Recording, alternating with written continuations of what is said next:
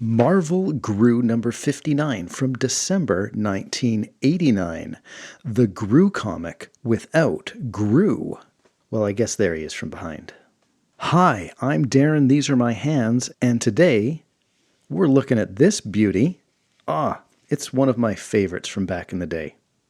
Let's start by taking a look at the cover, because Groo's kind of not here. Yeah, that's Groo up there. Or is it? We don't really know. We can't see his face. It could be Groo or Groo. I'm not going to go on with that joke. But let's take a look at this cover because really, it's beautiful. The facial expressions on Groo's friends are unlike those expressions that you often see when they're thinking about or looking at Groo. Kind of have the feeling that maybe they're looking at Groo. Maybe they're looking at us, I'm not sure. But there's some sort of worry, some sort of consternation, a concern on their faces, an empathy, a fear. They're showing vulnerability or something, it looks like. There's some sadness in their eyes. It's very strange to see that, especially like from Grooella or Taranto. Arcadio, he looks a little bit worried. Mulch, perhaps a bit surprised. So there's something weird going on in this comic. Let's open it up and take a look. And, we're greeted with this first page, and really, it is most excellent. We've got 4 rows of comic panels here, and the panels themselves are not overly complicated. They're very simple. There's not a lot going on in them, and that's kind of what makes them beautiful. Have you seen Groo lately? No. And a whistling he goes. Have you seen Groo lately? No. And a whistling he goes. Have you seen Groo lately? No. And a whistling he goes. Have you seen Groo lately?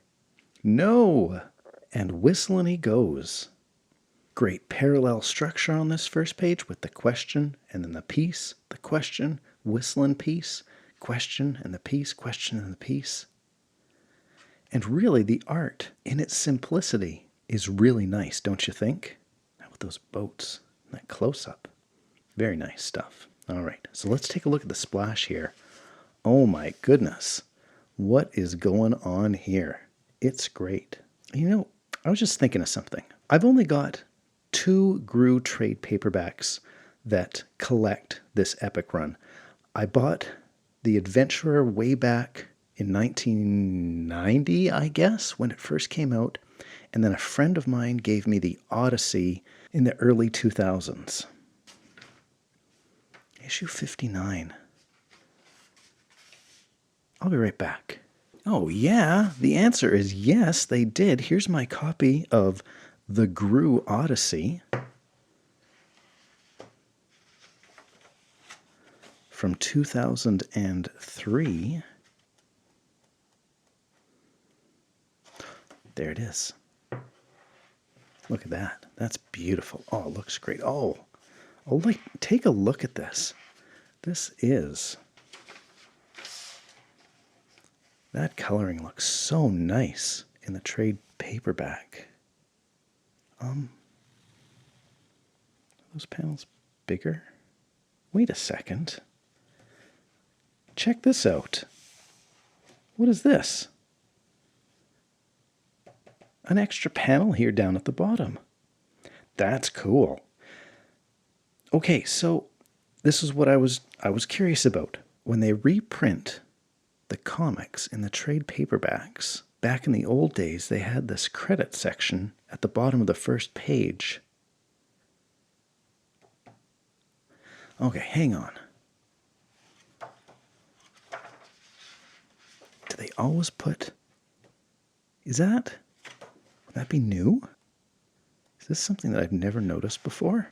Would this be? Look at that. I bet you Sergio is drawing a new panel. Look at that. To fill in that gap at the bottom. That's cool. How come nobody ever told me about this? I'll be right back. Okay. Move over here for a second. Issue number 59. Here is my copy of Sergio Aragonés' The Groo Adventurer. Okay, published in 1990. Okay, but no first page of the comic. Probably because that was like the little mini Sergio thing. Okay, interesting. Oh man, I can see already that this is going to be a problem for me. Why didn't I have this out a few weeks ago when we were looking at, okay, the end. This is the beginning. Look at that. Okay, this is cool. Why didn't anybody ever tell me this? Remember when we were looking at Groo El Vagabundo a few weeks ago? Appreciating the great color printing in the Spanish Groo? Look at that. Oh, okay. No, this is great, and it's also a problem for me. Because, you know, I need to get all the trade paperbacks that go between the Adventure and the Odyssey now. Oh. You see, I was good. I was okay with not having all the trade paperbacks. Until now. Now I need them. Okay, if you've got doubles, get in touch. Maybe we can make some sort of arrangement. I guess I'm going to be scouring the comic book shops from now on. Oh, I can't afford eBay prices, but I have to see them all now. See, it's a problem. Hi, I'm Darren. These are my hands, and I have a problem. I must have them all. Okay, let's take a look at issue 59. And today we can look at the wonderful color reprint that is in the Odyssey. And that's great. You know, we won't look at them all. Look at that boat.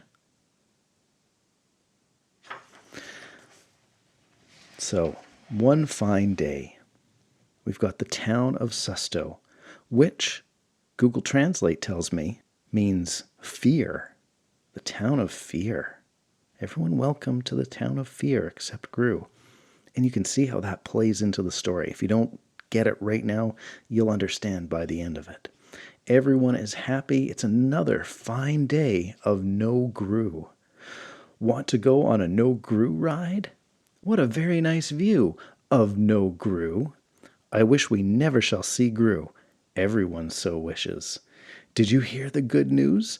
When Groo is not around, all news is good. How nice. You got me a no Groo card. Hey, I want a no Groo card. Why are we guarding anything? There is no Groo around. You don't need to fear. Susto is not necessary. Susto? When Groo is not around. Oh, let's take a look at this beautiful color reprint in the Groo Odyssey. Now, you'll notice down in the credit box here, by Aragonés, lettering Stan Sakai, Mark Evanier, helper, and coloring by Janice and Deborah. Where's Tom? I guess he's taken the month off, so Janice Cohen and Deborah Lay are filling in with coloring duties. And I'm sure you noticed over here we've got Mark Evanier, Stan Sakai, Sergio Aragonés working away in one of these houses, these beautiful houses in the town of Susto. Up here, see the symbol?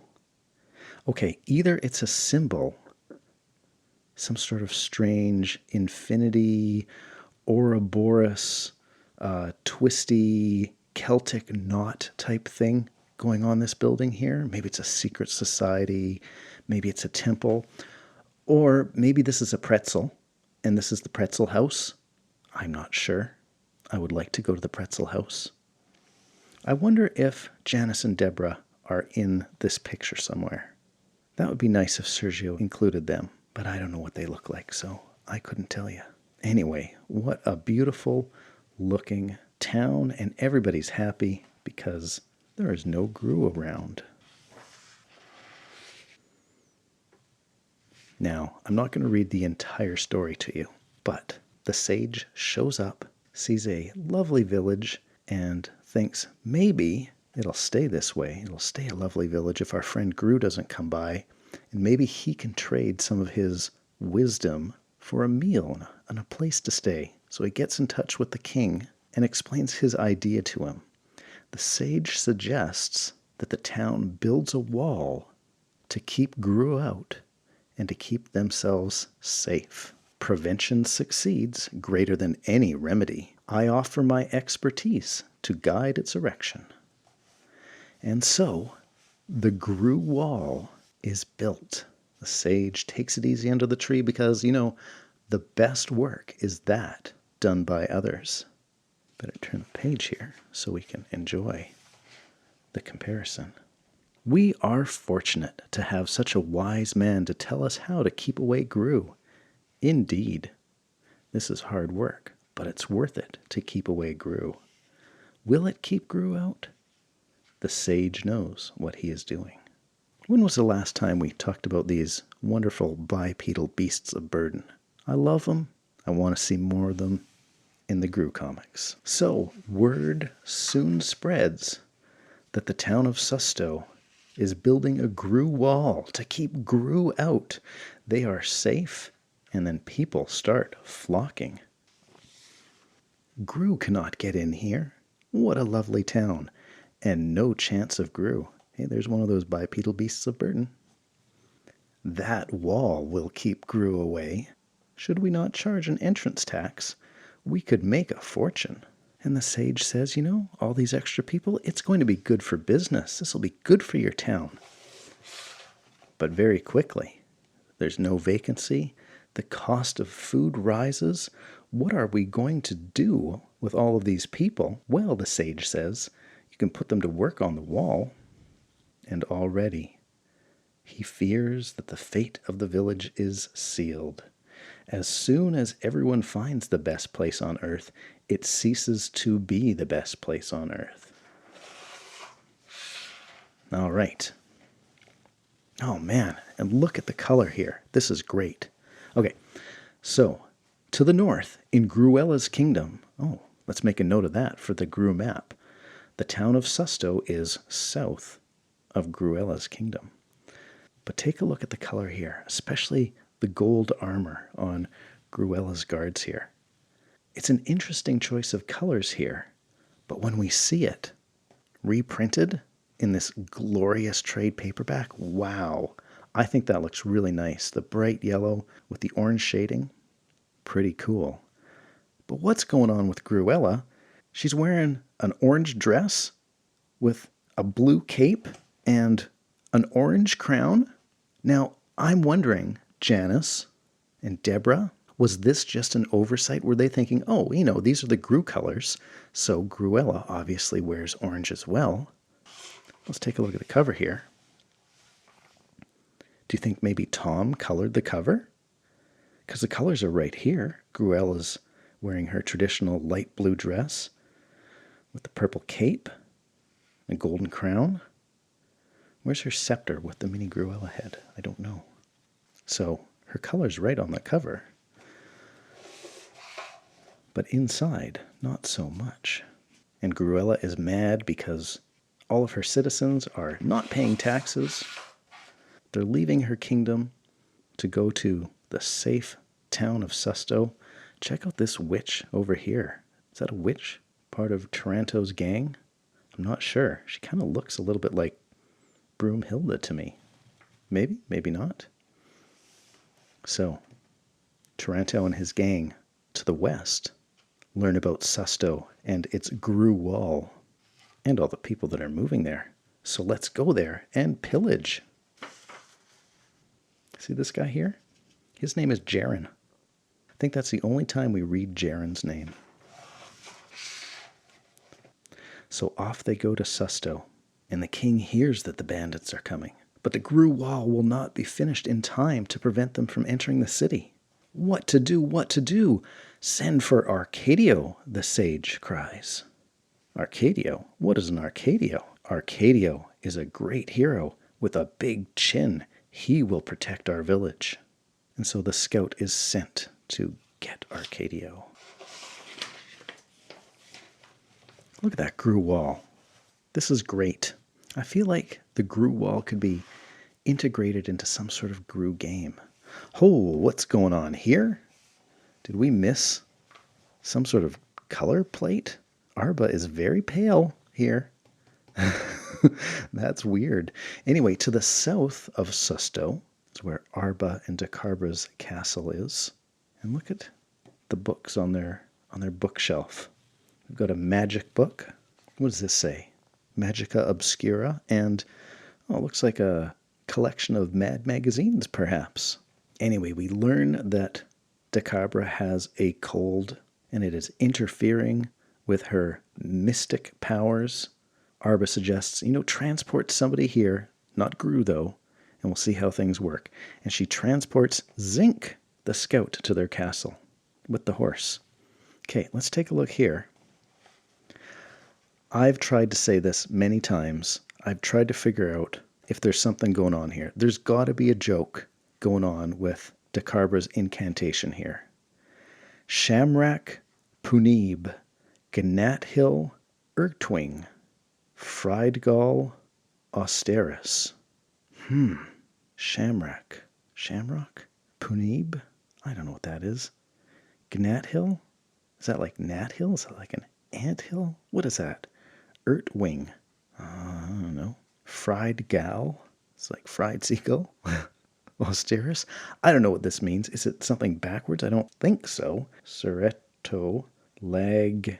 Deerf. Gnewtir. No, this is not right. What kind of word has two L's? Lehtagng.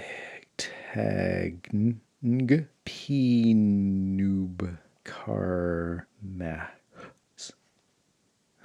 Whatever. I'm wasting my time probably. If you know that means something, if you've got it figured out, please let me know. Anyway, the scout tells Arba and Dakarba that he's looking for Arcadio to protect their town from the savage bandits. Savage bandits? I think I just made that up. And tells them about the Groo Wall. Look at Perfochi, Nazgal, Dramis, Fekthwup, Chingschwit, Scheid. That's something weird going on here. Please fill me in. Anyway, Arba and Dakarba think maybe we'll go to Susto too, to practice our magic. And the scout finds Arcadio, who can refuse no one who grovels. And he promises to attend to Susto and vanquish the bandits. Here comes Taranto and his gang, pillaging. I love how Sergio often does this kind of parallel thing. So you've got this scene here with Taranto and his gang heading to Susto. And then on the next page, we've got Grooella and her army. Onward! We will show Susto what it means to steal my subjects, heading to Susto. Here comes Arcadio and the minstrel to Susto. He takes his time to wipe out crime. The thieves will soon be flushed. A hero bright, like on my right, just simply can't be rushed. Build faster, the sage says. It's looking good. Grooella's army attacks. Taranto starts pillaging. I love it when people are carrying pigs above their heads. Arba and Dakarba show up to test their magic by lifting the wall. Come on, Yobi, Shiwi, Glue Duke Baudet. I know you're playing games with us, Mark and Sergio. What is that supposed to mean? The wall rises. It's floating. Let's loot this town. Is that Groo in women's clothes? Kind of looks like it. How dare you steal their riches from me? So Grooella's army starts fighting with Taranto's gang? The people are trying to escape. Susto is not the paradise we thought it would be. Listen, king, you leave my vassals alone. I did not take them. Everything's going crazy. Happiness, says the sage, is a series of well-timed exits. Let's get out of here, Mulch. And as he's walking under the Groo wall that Arba and Dakarba are levitating, chew! Boom! And the wall crushes the sage. Best go home. Mulch is okay, but from under the bricks and the rubble. Oh, Mulch, in a little sing-song voice, or is this like a mild expletive? Oh, Mulch. So again, in parallel, everybody is exiting. The sage tries to leave. Arba and Dakarba leave. Taranto and his men leave. Grooella and her army leaves. Arcadio arrives. Not quite in the nick of time? My, that is a big chin. And so this poor man with his chicken. Ho, did you pay for that chicken, lowly newt of a man? Whack! The Sword of Justice. I love how Arcadio essentially smacks him with his fist. He just happens to be holding a sword. Like, there's no slicing, there's no dicing, there's no blood, there's no gore. My duty is done. A thief has felt the sword of justice as wielded by most magnificent me. A song minstrel. My father gave me the chicken.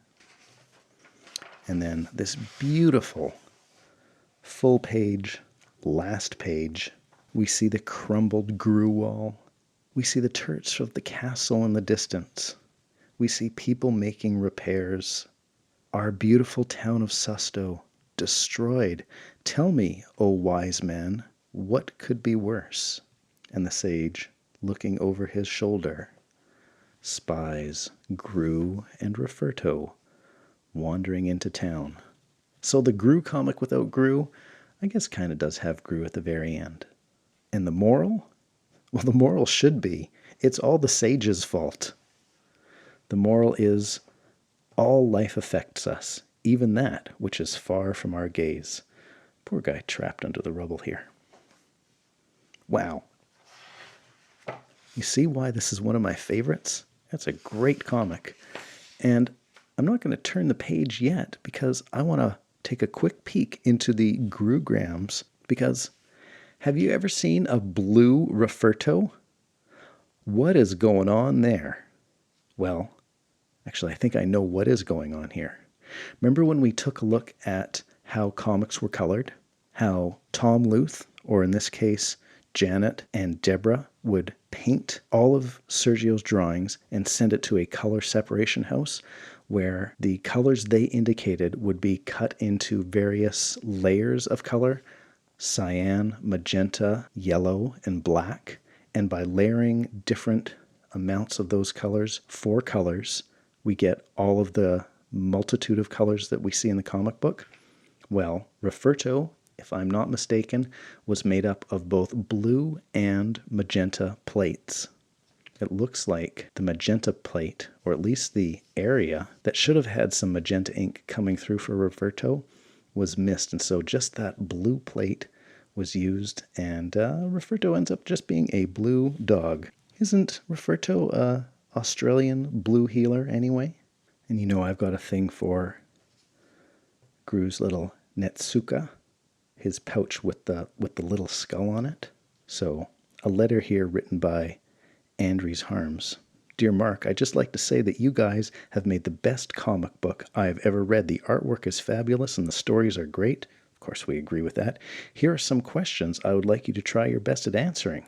And there's a couple questions here. What I'm interested in: why does Groo have such small elbow joints? No, I'm not interested in that. Why does Groo wear a belt when he doesn't have pants? No, I'm not interested in that either. Why does Groo have a little human-shaped skull on his belt when humans can never be that small? And chimpanzees are the only animals that have almost the same bone structure as us humans, and they can't be that small either. Good questions. What does Mark say? Why does Groo have a little skull? Well, to decorate his belt. This all makes loads of sense if you are Groo. And actually, Andries has another little comment here. P.S. If someone asks about the blue thingamabobber, the blue thingamabobber, please write nasty things about him. Well, of course, it's a Walkman. Or is it a videotape? I'm not sure. Mark says it's a buckle of some sort. Well, friends, I guess I've got to start collecting all of these Groo trade paperbacks. And when I do, I'm sure I'll have lots of more great videos for you to watch. I do have more videos for you to watch, so you should watch this one right now. Please click over here to subscribe and do all the other good things. And if you're someone who prefers Groo to be absent from the Groo comics that you read, watch this video that the algorithm thinks you'll like.